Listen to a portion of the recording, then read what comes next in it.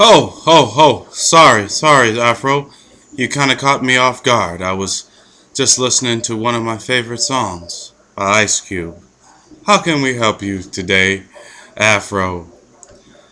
Hey, thanks for joining us, Mr. President. I'm glad that you decided to come on the show and answer some questions for us because America has been interested in knowing what type of plans we have for Libya.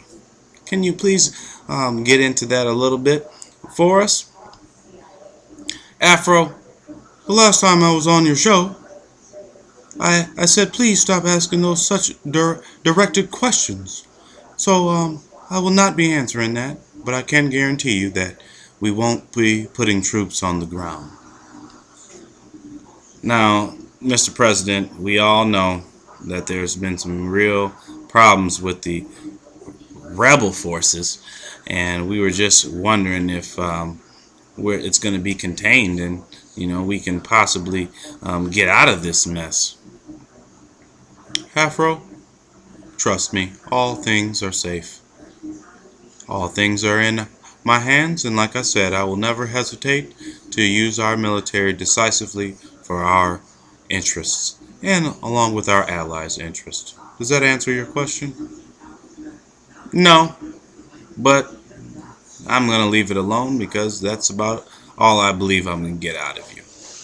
Next question would be, Mr. President, what are you doing about these random cases of extreme police brutality and invasion of privacy, such as the little girl who was groped or patted down at TSA? Would you really consider her a real terror suspect, sir?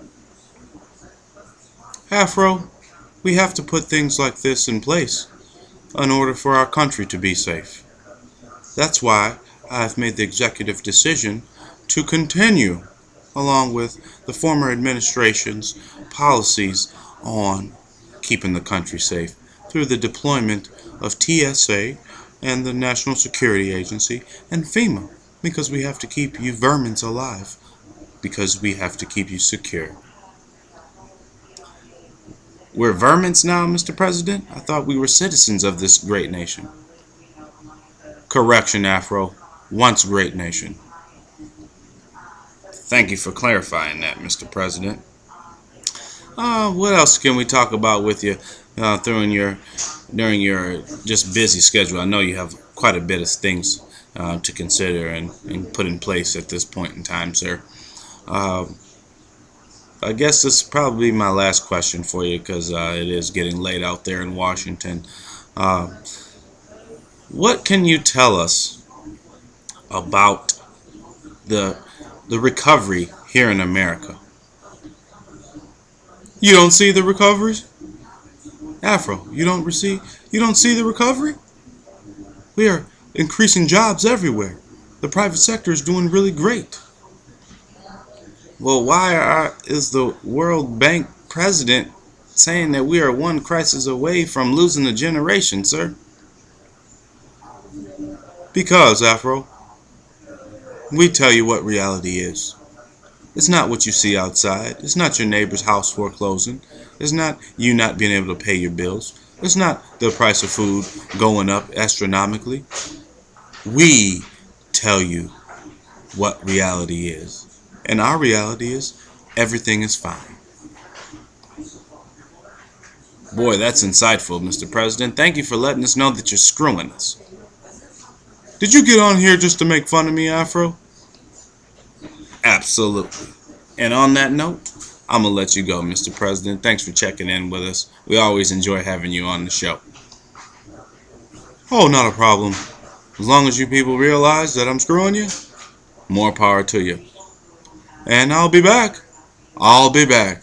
And I'll soon be making that announcement that we will be putting our troops on the ground.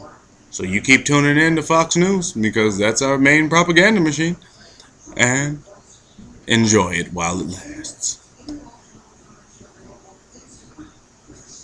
Boy, that president is something, isn't he?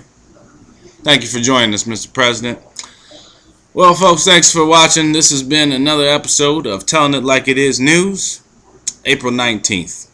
To you and yours, protect your family, love one another, and get prepared, because it's going to be a rocky road. With that, Afro Prepper, I'll see you on the flip side.